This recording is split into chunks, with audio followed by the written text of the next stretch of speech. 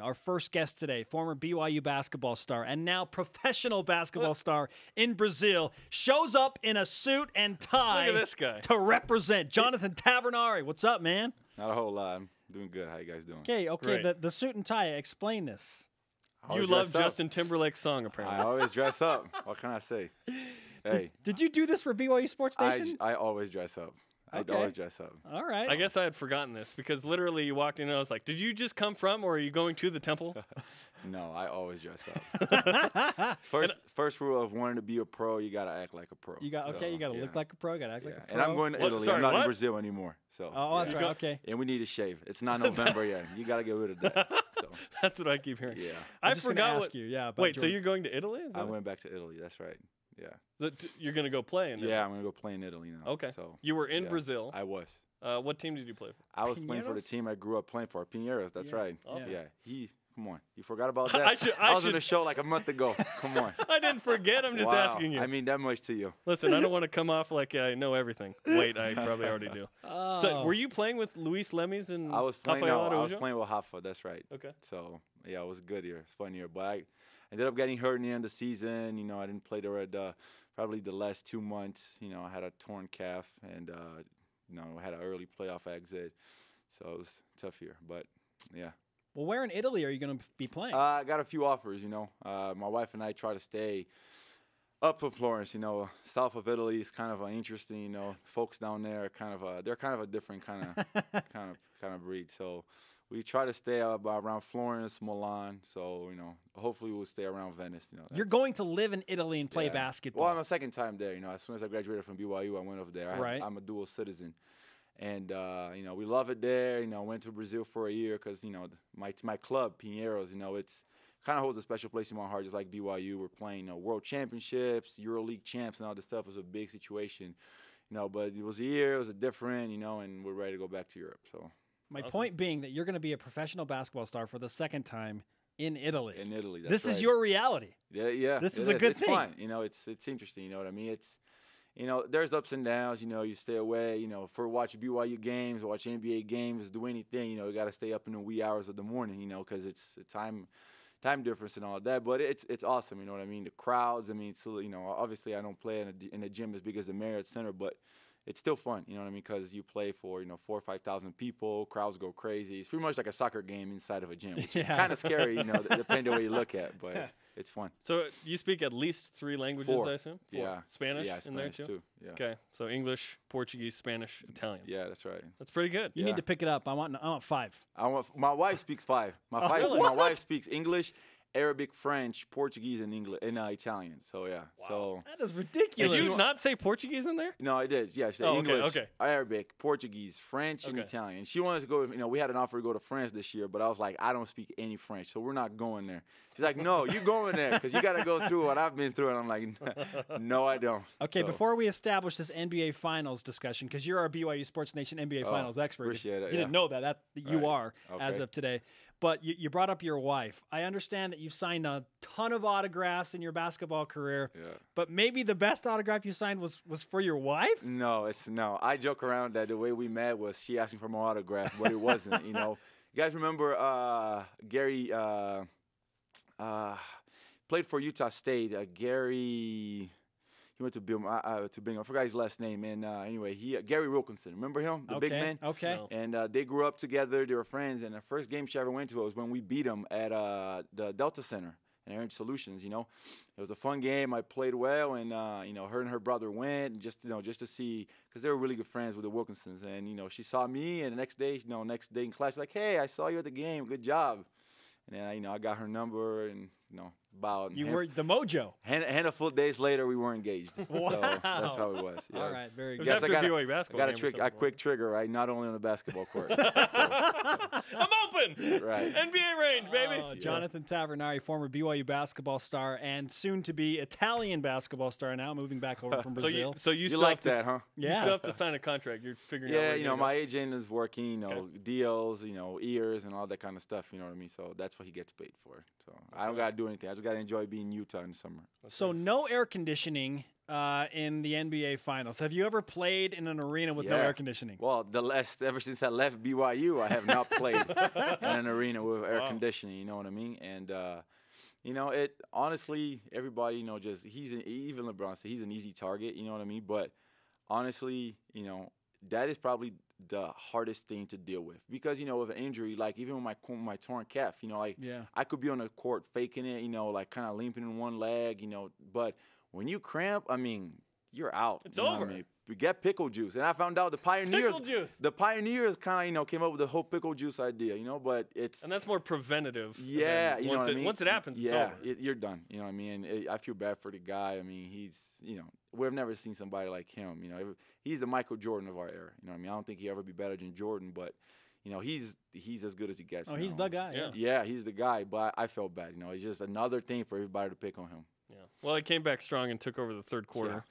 Yesterday. Let's talk about your boy Thiago Splitter. Yeah. Brazilian. You played with him a bunch. And He's you know, with the Spurs. I'm pulling out for him. You know, he and I, you know, talk a little bit, every back and forth a little bit. And you know, if it wasn't for traveling so much during the season, I was going to try to convince my wife to go to San Antonio. But the last thing she wants is hop on a plane, you know. And but I really hope he wins. You know, be the first Brazilian to do it. You know, and you know, I'm a team guy. I think, you know, takes 5 to win the championship, 6, 7, 8, and really hope the Spurs win, but it's when LeBron and the Heat, you know, LeBron says something that Coach Rose used to say at BYU, you know, you guys got to fly around and, you know, play that kind of running gun. And when the Heat does that and they figure out how to play that way, I mean, it's really fun to watch. And it's hard for, you know, I'm a team guy, and it's hard for you to go against that, you know what I mean? Because, you know, you got the best player in the world playing team ball and, you know, extra passing and all that, and it's beautiful to watch, you know, and, you know, so I'm hoping that the Spurs win for Thiago, you know what I mean? But, you know, it's, you know, and both teams, they're the best there is right now. You know, those are the top 2 guys right now. Who's the best Brazilian basketball player? Because you have Nene, you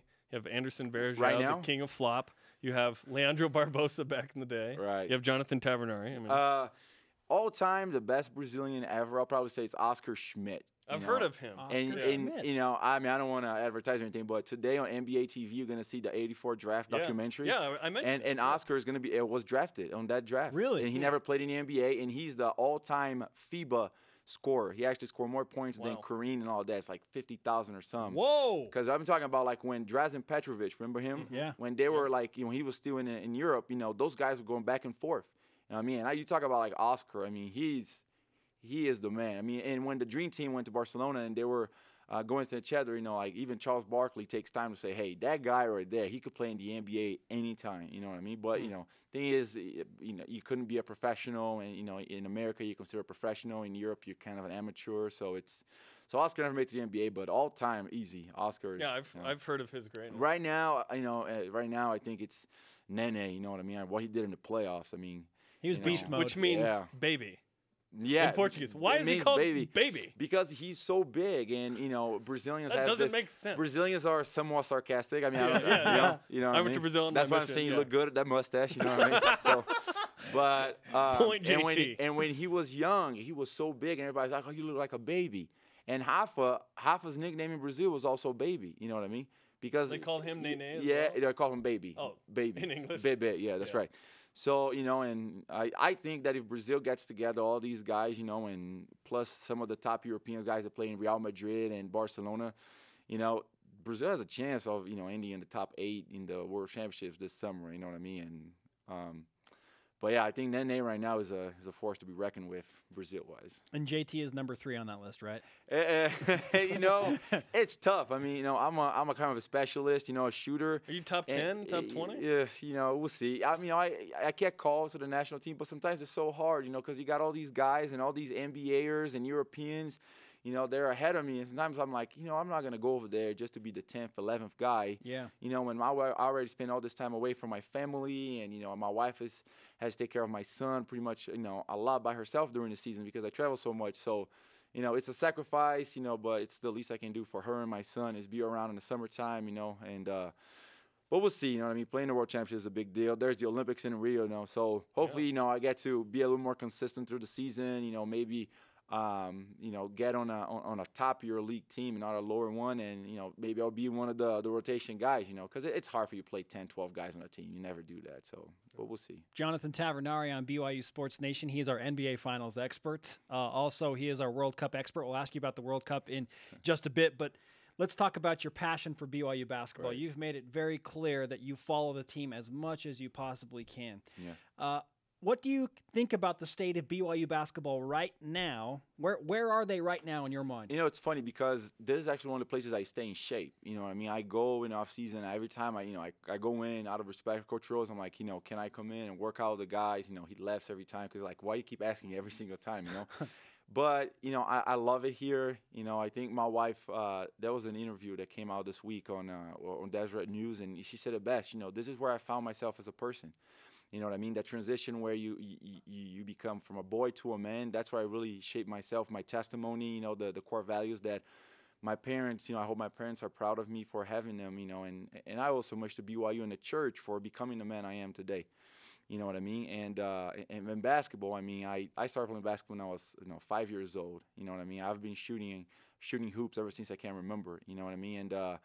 And to be able to be successful and to be recognized, and I mean, even to this day, like, you know, I used to be bald headed, now I got hair. You know what I mean? I know. Look at you. I graduated. You look great. You're looking sharp. You know, I graduated about 4 or 5 years ago, and people still remember me. And for me, it's humble, and it's literally because I love this place so much. And it doesn't matter if, you know, I was listening for you guys. If we go independent, if we join the Big 12, if we are in the Mountain West or WCC, for me, you know, I think that we got to support BYU no matter what we are. You know what I mean? Because, you know, I got to shadow Tom Homo for 6 months, and that's one of the smartest guys I know. Mm-hmm.